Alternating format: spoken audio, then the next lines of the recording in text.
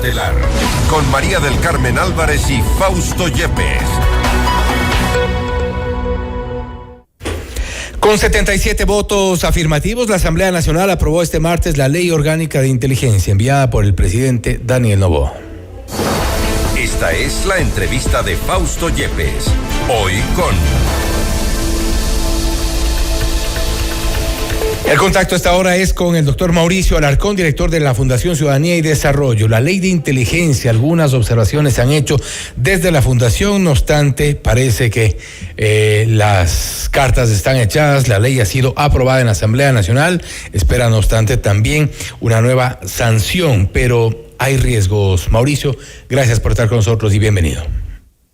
Fausto, buenas noches, un saludo para ti, para la audiencia de FM Mundo. Efectivamente, creo que no solo Ciudadanía y Desarrollo, sino algunas organizaciones, incluso especializadas en la materia de la vigilancia o de los derechos digitales, hemos manifestado nuestra preocupación por varias disposiciones, ya no solo del proyecto de ley, sino de la ley que ahora formalmente, como tú lo has dicho, ha sido aprobada con 77 votos en la Asamblea Nacional, y si bien aún queda la etapa final, la que corresponde a la sanción o al veto del Ejecutivo, esperamos que al menos haya un poco de sensibilidad respecto de algunas cuestiones que han estado ya señaladas como inconstitucionales. Ahora bien, uno de los temas entre varios, porque no es uno, dos, ni tres de los cuestionamientos, pero entre varios, por ejemplo, es este regreso de los famosos gastos reservados. Para ponerlo de esta forma, llamen como quieran llamarlo, pero los gastos reservados. Ya tuvimos malas experiencias, muy malas en la época de Bucaram, de Lucio Gutiérrez, en la época de Fabián Alarcón, evidentemente también con los gastos de la extinta Senaín, pero volvemos por lo mismo. Y mira, eso para nosotros sí es preocupante, porque como capítulo de Transparencia Internacional y organización que ha venido trabajando por la transparencia, la integridad y el derecho de acceso a la información pública, claro que comprendemos que hay algunos aspectos sensibles propios del aparato de inteligencia del Estado, pero pasar de eso a simplemente legalizar el uso de cuentas secretas en el Banco Central, ponerlas únicamente bajo vigilancia en todo momento de la Contraloría, que además la facultan para incinerar registros, para eliminar toda forma de trazabilidad o de fiscalización futura, nos parece terrible. Creo que podríamos hacer, Fausto, como tú conoces bien, tan experimentado en la materia, un poco de memoria histórica de cómo incluso con microfilms que estaban en ese momento en el Banco Central se pudo dar con mal uso de gastos reservados, ¿no? Que pasaba por la compra de medios de comunicación o que pasaba incluso por regalos que terminaban convirtiéndose en compra de votos al interior del entonces Congreso Nacional. Y a veces ni siquiera eso, los 11,000 millones de sucres que en su momento se cambiaron por con cheques en la bóveda del Banco Central, se fueron en costales, un caso. En el caso, por ejemplo, y tú te refieres a la incineración de los documentos, de estos registros, algo que ocurrió también en la época de César Verduga, si recuerdan, o les vamos a hacer acuerdo un poco a nuestros oyentes. Ahí se pagó por unos estudios psicosociales 1.800 millones de sucres para entonces, cuyos registros se incineraron. No se supo sobre qué versaban esos famosos estudios psicosociales. Sí supimos después a qué encuestadora fueron a parar esos dineros, pero este tipo de cosas han ocurrido. Y tenemos ahora la posibilidad de que vuelva a ocurrir, es decir,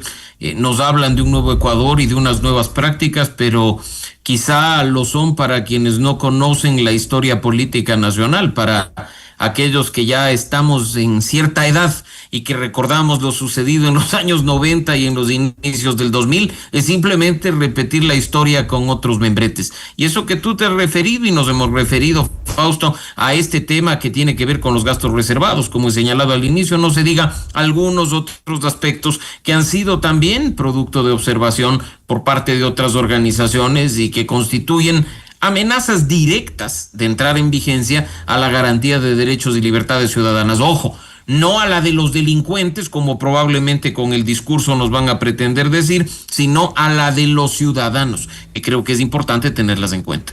¿Qué de esta ley o qué de esta pretensión, para ponerlo en un poco más en blanco y negro, qué de esta pretensión de la que se ha vendido, las intenciones al menos que se venden respecto de esta ley, ya se tiene y simplemente requiere de un refuerzo? Porque hablábamos hoy en Notimundo a la Carta con Andrés Castillo de ADN, evidentemente defendiendo el proyecto, pero ahí hablan del sistema de inteligencia. Entonces arman este Sistema Nacional de Inteligencia, llamado en otro momento SENAIN, llamado ahora Centro de Inteligencia Estratégica, pero la policía tiene su unidad de inteligencia, las Fuerzas Armadas la tienen. Tenemos también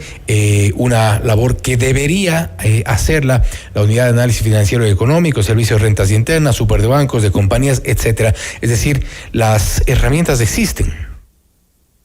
Y mira, no solo eso, Fausto, sino que estamos regresando a aquella época en que los términos amplios, ambiguos y terriblemente subjetivos podrían ser utilizados para criminalizar a activistas, a defensores de derechos, a aquellos que están ejerciendo legítimamente disidencia política o cualquier tipo de expresión que el gobierno considere que es incómoda o que no le resulta conveniente para sus intereses. Ese término de amenaza a la seguridad del Estado nos preocupa, y lo hemos dicho, porque es totalmente amplio y abre, como coloquialmente se diría, la puerta de par en par para cualquier tipo de control directo,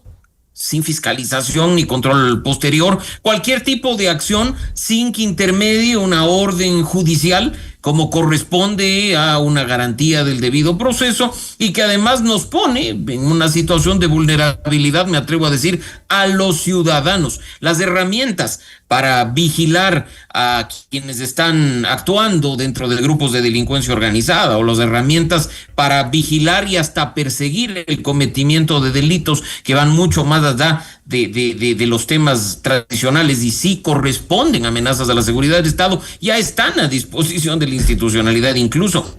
lo que tú mencionas, y no es el único medio en el que lo he escuchado, Fausto, preocupa que se diga que lo único que se está haciendo en este momento es legalizar prácticas que ya se han venido implementando por parte de las instituciones de inteligencia, porque quiere decir entonces que hasta que esta no esté formalmente en vigencia, todo lo actuado es ilegal. Y es lo que ocurrió también, si vamos un poco más hacia adelante, en la extinta SENAIN, cuando, si recuerdan, y hubo un informe a propósito de esos gastos, algunos mínimos, algunos parecían unos sueldos por ahí que se pagaron incluso a periodistas también en la SENAIN, por ejemplo, para elaborar este famoso informe del 30S, donde se condenó a decenas de policías militares, algunos que fueron ratificados su inocencia. Ya hemos visto, incluso conocemos historias de algunos de estos policías y militares que fueron acusados injustamente en base precisamente a este informe preparado en la SENAIN, pagado con fondos, entre comillas, reservados. Y mira que ese tema no es mínimo, porque independientemente de que sí, lo que haya sucedido bajo la titularidad de un contralor que hoy está siendo procesado y sancionado por la justicia, recordarás que se presentó un informe de varios años del funcionamiento de los servicios de inteligencia, particularmente recuerdo a cargo del señor Romero Quesada, que era parte de la SENAIN de aquel entonces, con las comisiones del 30S y demás, pero el informe de Contraloría lamentablemente tenía bastante claro, y así lo dijo, de que había un manejo arbitrario de gastos especiales, que es el término que se utilizaba para la compra de equipos de interceptación, que además no habían sido ni registrados ni inventariados, después desaparecieron, y que terminaban siendo utilizados como lo conocimos efectivamente en aquel entonces, no para combatir el crimen organizado o para perseguir delincuentes, sino para espiar opositores, como por ejemplo en su momento fue el propio desaparecido Fernando Villavicencio. Él fue una de las víctimas, recordarás tú, de la interceptación de comunicaciones, no se diga activistas como Marta Roldós, que pasó por una situación similar a propósito de sus correos electrónicos, y tantas otras prácticas que fueron observadas en su momento por la Contraloría, ¿no? Ahora ahora resulta que regresar a esas prácticas mañosas de esa época que el país ya condenó está bien, porque el aparato está en manos de otras personas. Creo que acá la mayoría deberíamos pensar en función de principios, no en función de conveniencias personales, y trabajar, sí, para contar con servicios de inteligencia eficientes, pero que cumplan con el rol que les corresponde, no que sean herramientas para simplemente facilidad del poder de perseguir a quienes no piensan como él. Parte de los textos de esta ley, y que en algunos casos se ha comentado, se ha socializado bastante a través de la red X principalmente, pero dejan de alguna forma con asombro, porque, por ejemplo, en una de ellas dice, en uno de los textos, todas las instituciones públicas, incluso privadas, deben entregar información clasificada y se prohíbe que ésta sea utilizada en procesos judiciales. Es decir, ya la justicia quedó a un lado, hay un superpoder sobre este sistema nacional de inteligencia que está sobre la justicia, prácticamente sobre el bien y el mal. Y mira, pensemos, Fausto, para complementar lo que tú dices, si efectivamente esta norma aprobada por la Asamblea garantiza el derecho a la reserva de fuente de los periodistas. Uno de los riesgos principales. Es que, y es un principio constitucional garantizado en el régimen actual. ¿O qué va a pasar? Después van a forzar, sobre pretexto de la ley, a que esas investigaciones que han sido realizadas, no respecto de este gobierno, sino históricamente, por el buen periodismo de investigación, se quede a medio camino. Antes era una supercom, hoy es un servicio de inteligencia. Si lo que se busca es interferir en el ejercicio de la libertad de prensa, pues creo que esta norma le queda como anillo al dedo. Esperemos que esto no sea así, insisto. Estamos en una etapa final, ya con un texto que en las próximas horas pasará a manos del Ejecutivo, y ojalá con responsabilidad esto sea revisado para que se ajuste a la normativa constitucional vigente, a la garantía de derechos, que se cuente en el tiempo que corresponde a la presentación de un posible veto, con los criterios, por ejemplo, de la Defensoría del Pueblo, cuyo silencio en estos momentos espero termine pronto, o de otras instituciones como la Superintendencia de Protección de Datos Personales, que muy bien podrían emitir criterios que le den al Ejecutivo herramientas para perfeccionar la norma y que no termine siendo lo que todos en este momento tememos. Sería bueno que aparezca la Defensoría del Pueblo. Otro de los textos, y sobre unos dos más, quisiera también reflexionar un poco. Las operaciones deben entregar, las operadoras de telefonía celular deben entregar información de comunicaciones históricas y en tiempo real, sin orden judicial. Andrés Castillo defendía esta intención porque decía que todos los procesos de investigación, cuando entran a fiscalía, es cuando ya se cometieron los delitos, y eso no es verdad. La fiscalía investiga también presunciones, se presume los delitos, y ahí hay procesos de investigación que hay que pasar por un juez, y se puede hacer con la reserva del caso, precisamente para no alertar supuestamente a las organizaciones delictivas o quien está a punto o en la intención de cometer algún tipo de delito. Se requiere entonces esta ley. Definitivamente hay muchas cuestiones que sirven de pretexto para que esta norma sea aprobada, pero que nuestro ordenamiento jurídico no requiere, Fausto. Tú lo has señalado con total y absoluta claridad, y esa cuestión de tratar de posicionar este mensaje es lo que quizá genera muchas dudas en algunos sectores que, esperemos equivocarnos, estamos viendo otras intenciones detrás de la aprobación del texto. De nuevo, los ecuatorianos responsables que queremos nuestra seguridad y la paz del país, no nos oponemos a que el gobierno haga su trabajo para perseguir y castigar a los grupos de delincuencia organizada, pero sí cuestionamos que se utilicen los procedimientos legislativos para aprobar normas que no tienen garantía clara del objetivo al que apuntan y que podrían, en eventual aplicación y vigencia de ellas, convertirse en una amenaza seria para los ciudadanos, no precisamente para los delincuentes. La Defensoría del Pueblo difícilmente logre algo. Sabemos que es además una propuesta del Ejecutivo. Difícilmente también se hagan cambios sustanciales dentro de lo aprobado por la Asamblea Nacional. Nos queda la Corte Constitucional, entonces.